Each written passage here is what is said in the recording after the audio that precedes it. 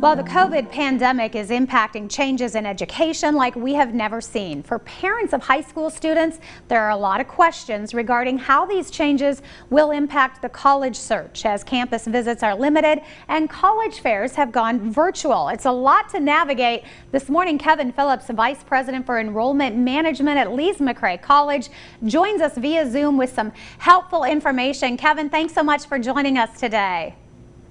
Hi, how are you? Thank you. Well, one thing is for sure, we are all navigating a different world, and that is certainly true when it comes to education. Yeah, absolutely. I think it's changed tremendously, and I think it's important for families who are looking at colleges to really take a look at it in a different light. The virtual world is kind of how we're doing it now. And as an example, Lees-McRae College is actually open for on-campus, in-person instruction, but many schools are not. And that limits the students' opportunities. So learning how to look in the virtual format, attending college fairs, I think is probably really important, especially at this time of the year as people are starting to look at the colleges. Yeah, you say it's important to not just put it aside and say, well, I guess this is something we'll do later. You said that we actually need to come and spring into action even earlier.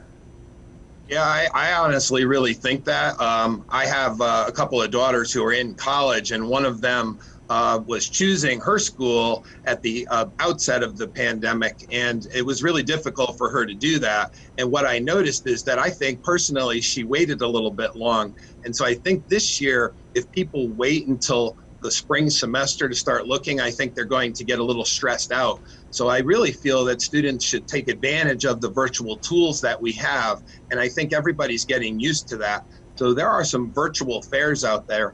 The National Association for College Admission Counseling has shifted all of their in-person fairs to virtual formats this fall, and students from all throughout the United States can participate in them. So if students go to nacacfairs.org, they can then see the virtual formats. The biggest difference that I'm seeing is the length of time that these fairs are going to take place. So if you went to an in-person college fair as normal at a local high school or even the NACAC fairs, the length of time that the fairs operate are usually an hour and a half to maybe 3 hours. And people get to walk up and down the aisles. They get to look at a number of different schools. And sometimes a smaller school that you were not looking at, maybe a school like Lees-McRae College, could pop up as you're walking down the aisle. The virtual fairs have extended hours. Some of them are as long as 10 hours. Now, I wouldn't recommend that a student actually get on for 10 hours, but I think that they should be prepared to go for which schools they're looking for, but also think about schools that they may not have been looking for. So if somebody lived in Tennessee or lived in North Carolina, I would recommend that they give all the schools in that area a little bit of a look, because they might find a school that they weren't looking for. Yeah, it's got to be different, though, when you are doing it online versus being able to make those connections. And I think a lot of that, you're sort of drawn in by the different areas that they have and sort of how they're made. What are your tips for how they're doing it online then? I mean, how does it structured? Yeah, I think what all the colleges will have is they have a booth that they've set up in a virtual format, and one component of that is a Zoom session. So if you want to talk to the admissions rep, you can.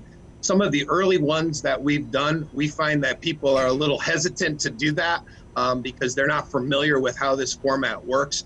So if somebody were, I would recommend completely, if you want to get some more information, other than clicking on a few links or watching a couple of videos, is don't be afraid to go into those Zoom sessions, and you're going to have an admissions representative there that can answer your questions.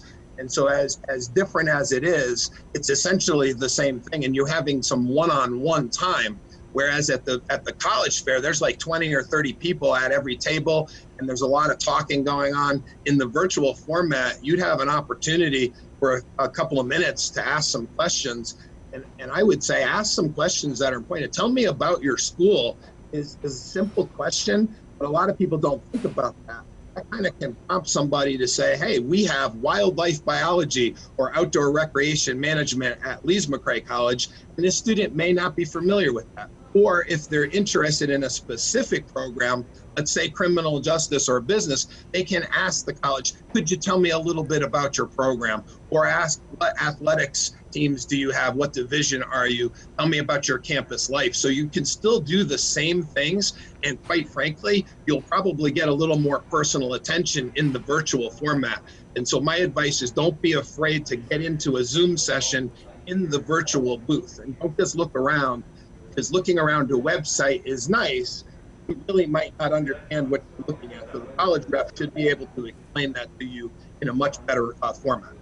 Well, certainly a lot of important information as students try to navigate and parents try to help their students and kind of do it together. You mentioned that website. Can you give that to our viewers one more time? Yes, it's NACAC. It's NACAC Fairs.org. It's the National Association for College Admission Counseling. And there are also regional groups. Every state has virtual college fairs that they're putting together. And I would actually recommend students and parents keep in touch with their school counselor, who would probably have more information on that. There are some that are helping with tips, like what to write on your essay and when to get it in and how to get a letter of recommendation done. The summary that I would put in there is, the search is really the same. You should be asking the same questions, but it's more challenging because it's not the way we've always done it. And so I would say, do a little bit of homework, do a little bit of preparation, and make sure you give all colleges a chance in the virtual format, because many times students think they're looking for one particular type of school, and at the end they find something completely different. And so the best fit is what we're really looking for. And as I mentioned, Lees-McRae College is a smaller school, and some students aren't looking for it initially. And when they find out what we offer and what we do in the type of environment, they feel much more comfortable with it. And I would say the same thing for any college out there. Be prepared and spend a little bit more time, because this is really, really important still. While it may have changed a little bit and hopefully it gets better, college degrees are still very valuable and people are going to have to do them. I would say don't put it off. And I think that that's my best advice that I would give to any family or prospective student out there. Yeah, a lot of valuable information. Kevin, thank you so much for taking the time to chat with us this morning. Thank you. I appreciate that. Thank you. We'll give you both websites. First of all, here's the website he was talking about to get to some of those virtual college fairs. And for more information on Lees-McRae College, you can always check out their website as well.